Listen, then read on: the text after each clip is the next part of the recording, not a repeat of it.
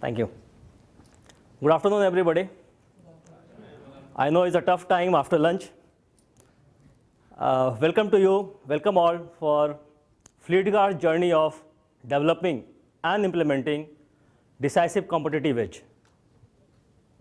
For me, its journey is just like a never ending. We have done a lot of analysis, applied some TOC tools, go to the targets, achieved it, and looked at, and when it's time for to relax, goal has gone up, and it's going up every time. And now it is a 90-degree, so looking straight away up. And the best thing is that without having a pain in the neck.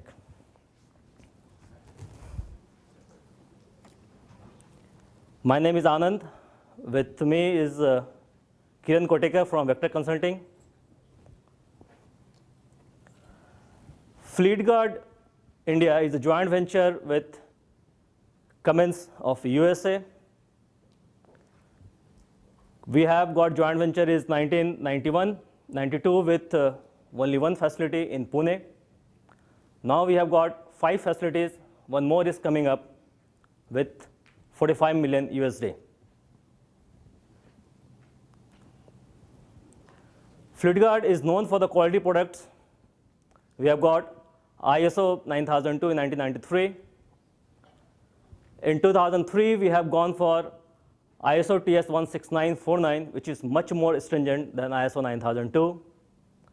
For quality, we have got a lot of backward integration for sheet metals, paper is called media, rubber components, and we are proud to be seen as the patent for over 200 active products and 2 patented media. Fleetguard in India is known for the OEMs for air filters, fuel filters, and lube filters. Part of the Cummins group, we have got a preferred choice for all the OEMs in India. And now we have established ourselves as the market leader for the aftermarket. We had 5 plants. We have 5 plants with 17% of the sales is coming only through OEMs. And OEMs is OES both OEM and OES is 70% of sales. Aftermarket, we have got 90 distributors, and that they look after 5,000 retail counter.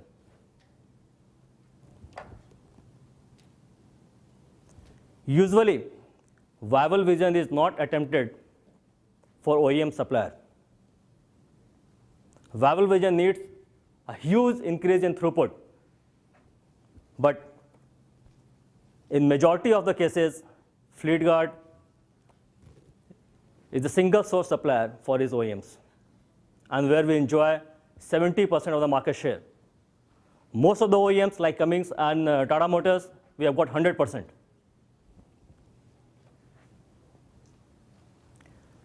We are supplying on time 100%.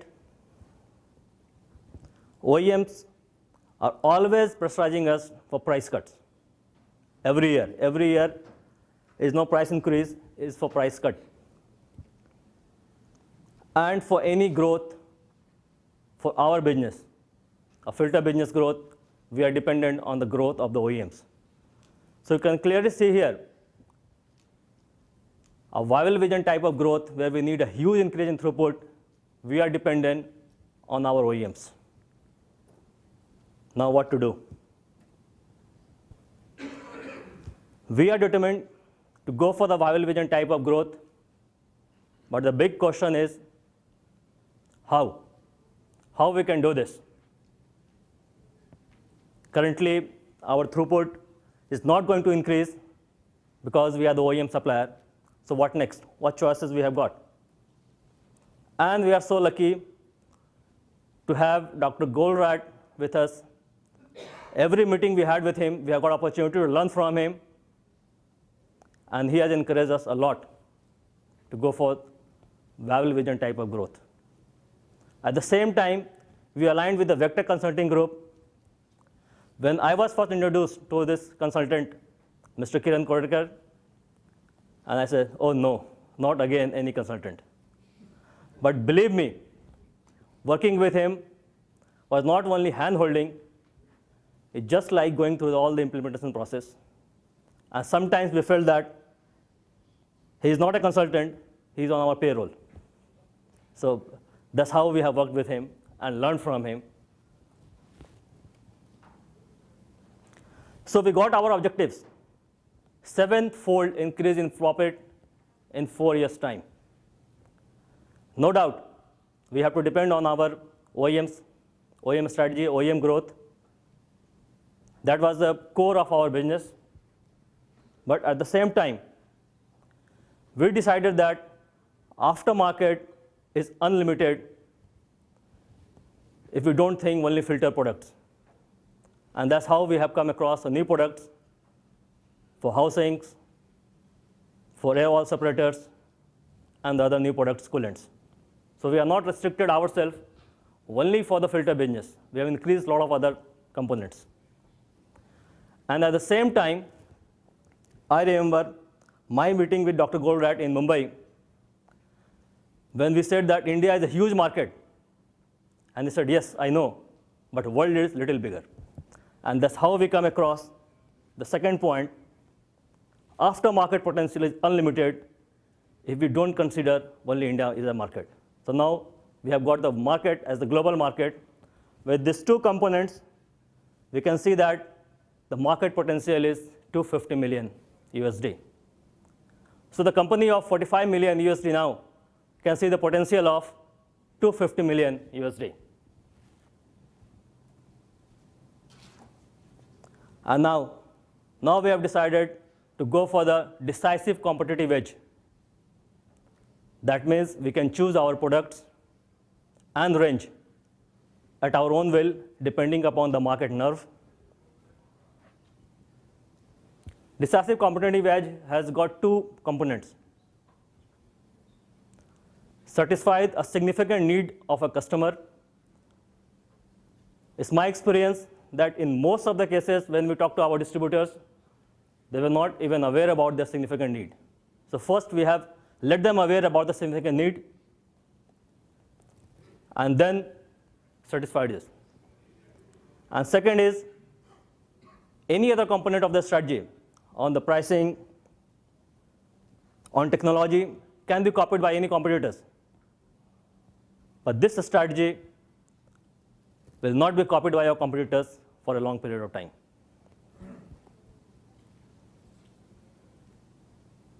So with 5 plants, initially, we have got regional warehouse. Regional warehouse supplies to our distributors, 19 numbers, and then they go to the aftermarket, which is now 5,000 retail counters. We have introduced plant warehouse, that is the aggregation point, to decouple entire market, decouple the plant from the market variation, market fluctuations, and that's we have introduced the plant warehouse.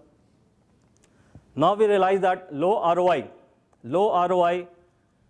is the need for, is the current regulatory, and that all the distributors, they are facing a problem of low ROI. Though they complain about margins, no profit, they complain about so many things, but we realize that it is the ROI.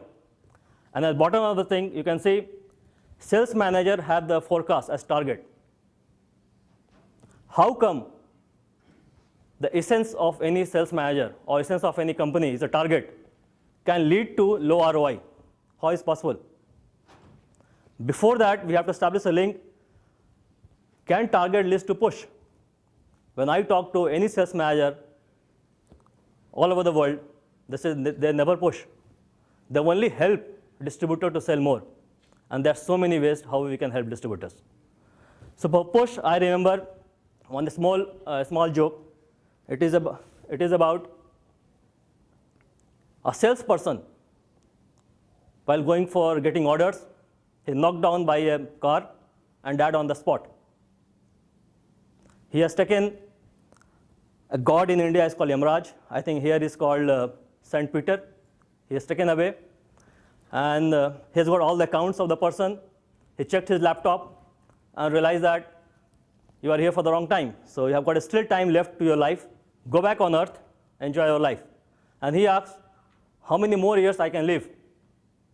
And I said, don't worry, next 30 years nobody can touch you. And he was so happy. He did all sort of adventurous sports, diving, scuba diving, everything. One fine morning, he again knocked down by a car and died. And went up, he said, how come? I supposed to live here for next 30 years, how I am dead again? He says, today is the last day of sales closing, and I was short of my target. So yes, it happens. Sales target can lead to push, and push can lead to low ROI. Let's see how it can happen. We all know that supply is unreliable, and supply lead time are long. That can lead to distributor buy on forecast, and distributor buy large volume at discounts. We also know that forecasts are never accurate.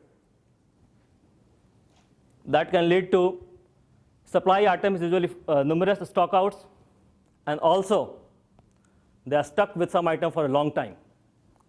We all know that distributor has got limited capital, and that lead to accept loss of sales, loss of customer also for some time, and liquidate some stocks at higher discount, and at the same time continuously carrying very high stock.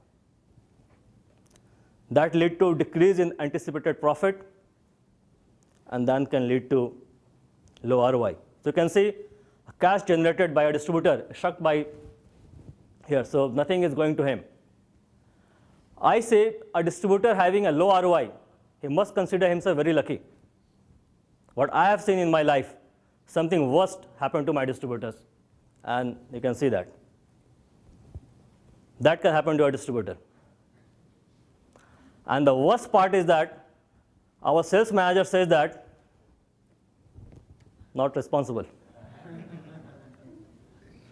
So yes, we have gone with S&T, where we have identified necessary assumptions. The bottom of this, we know that a building decisive competitive edge is not difficult. However, capitalize on it a little difficult. And now what we are facing at this moment is sustain. The real difficulty we are having at this moment is sustain these two elements.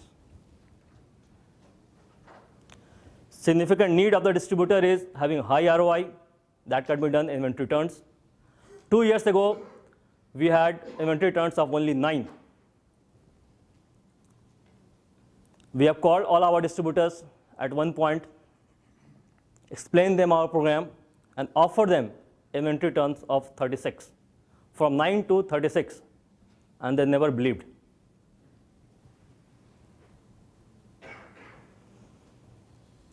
At the same time, if we do this, what happened in India is a lot of distributors, they started threatening us that they will not remain with us because the margin in our product is very low, they are not earning anything, they are losing money.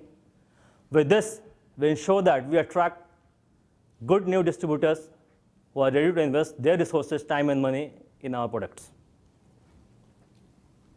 Yes, we gone to level 3 of S&T, we build, capitalize, now we are looking for sustain, and then we implemented level 4 of S&T for consumer goods products.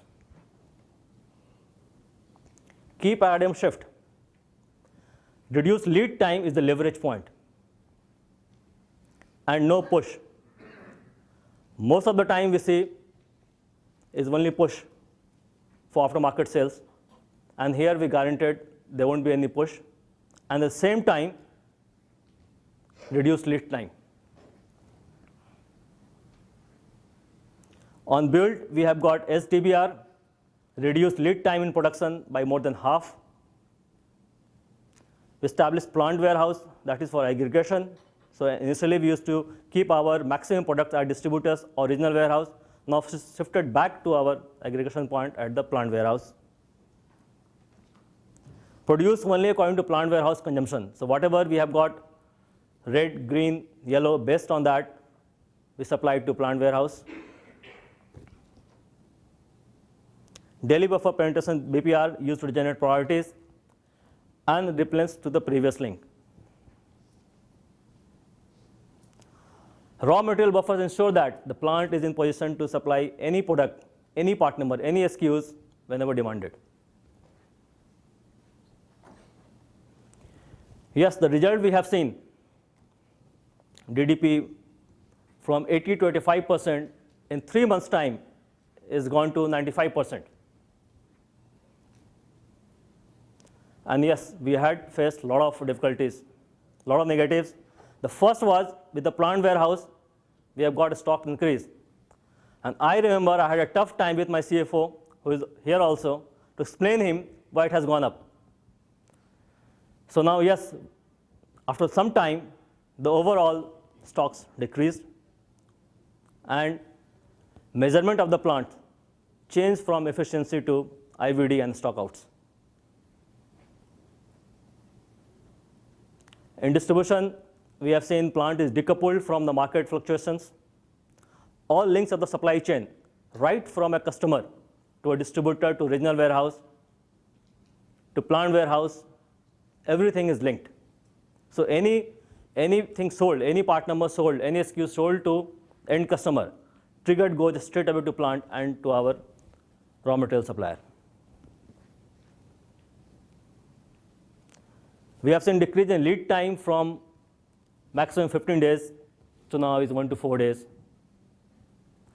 We have replenished according to buffer composition, according to consumption. We have also done ORDF, order daily, replenish frequently. We have seen obstacles in terms of data discipline. When we call our distributors in Pune, in India, and when we explain everything about our program, it's called Samanvay. And this is so easy. It's very, very easy. We can send you data every day. And when they went back, we realized that they didn't have the computers, how they can do this. We didn't have any software, how they can report to us. So yes, we have established a simple software where they can just log in and give their daily sales data.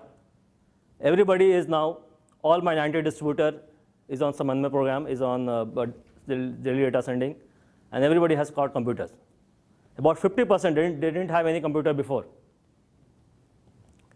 Now that's how we have got this obstacle cleared. And the key paradigm shift here is the internal. My sales people, they used to go for only order takings.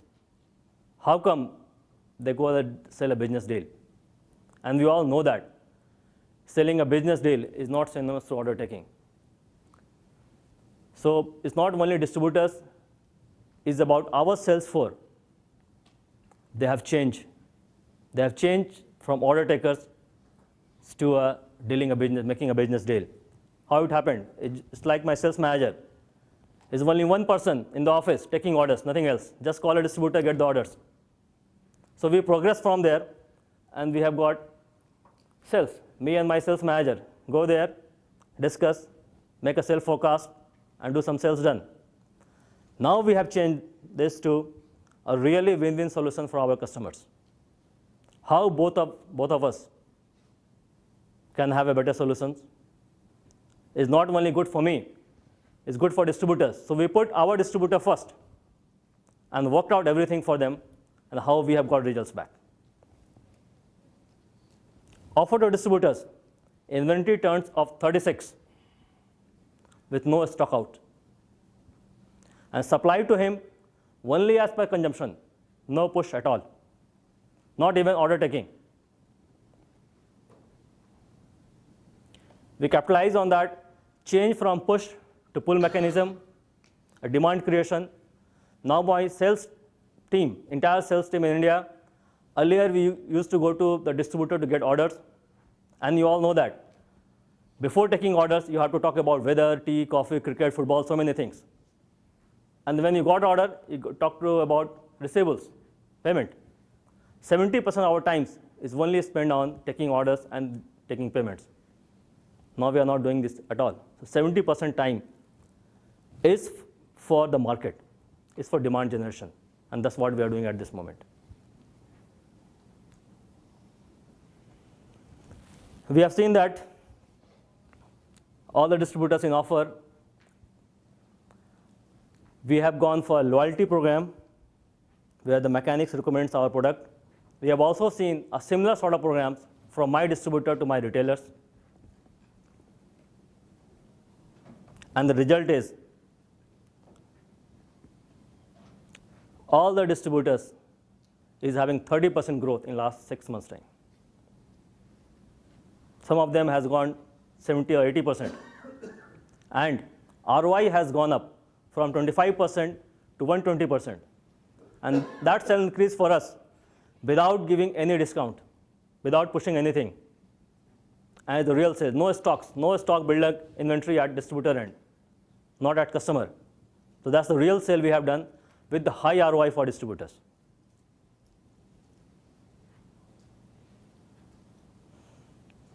Earlier, the focus was only a push to distributors. Now we have changed this to sales target for my sales team is on secondary sale. How much he has liquidated from distributor to retailers. So that's the target now, not a primary sale. Primary sale means we supply to our distributor. So that changed to secondary. How much distributor has sold in the market? That's now the target. Focus is on SKUs.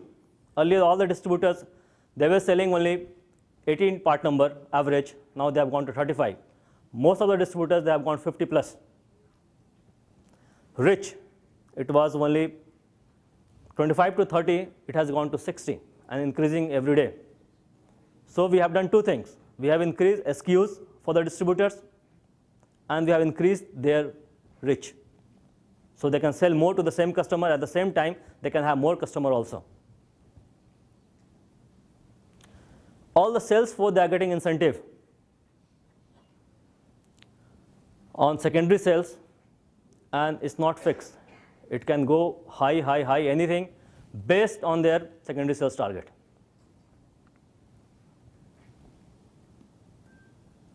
Now we have gone for elevation.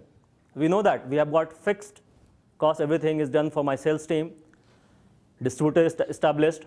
So now we realize that any new part number we develop, that will generate, the profit will go straight away to our bottom line. So we focus now on giving new part number, new product to my sales team. And that has resulted in 80% new part numbers we have given in 5 months' time. And that's how we have got profit for ourselves. Directly goes to our bottom line. And with this, we expect aftermarket sales to grow by 50% this year over last year. Now here the picture looks very rosy. Yes, we will achieve this.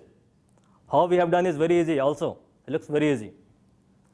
But is one guidelines for practicing sales manager is my experience. When I used to work previously at in the push model, and when I used to get a call, give a call to any distributor, I can get any order I want. I get anything I want. Whenever I visited him, I've been offered tea, coffee, really pampered. I was really pampered in the aftermarket. And now, what happened? They don't recognize me because they don't have any targets. So they don't have any fear. I remember a very small joke on this. Once a taxi driver and a priest died together. All of them went to heaven. There's good people. Over there, a taxi driver offered golden robe, and the priest offered cotton robe, and that annoyed priest completely. He said, something wrong with your judgment. How come I, being a priest, offered only a cotton robe, and the taxi driver is offered golden robe? Is something wrong? He said, no, we have checked everything, and it's correct. So he's been offered golden robe, is correct. But he says, how come? How is possible? He says, yes, when you preached, people slept. When he drove, people prayed. Thank you. Any question, please?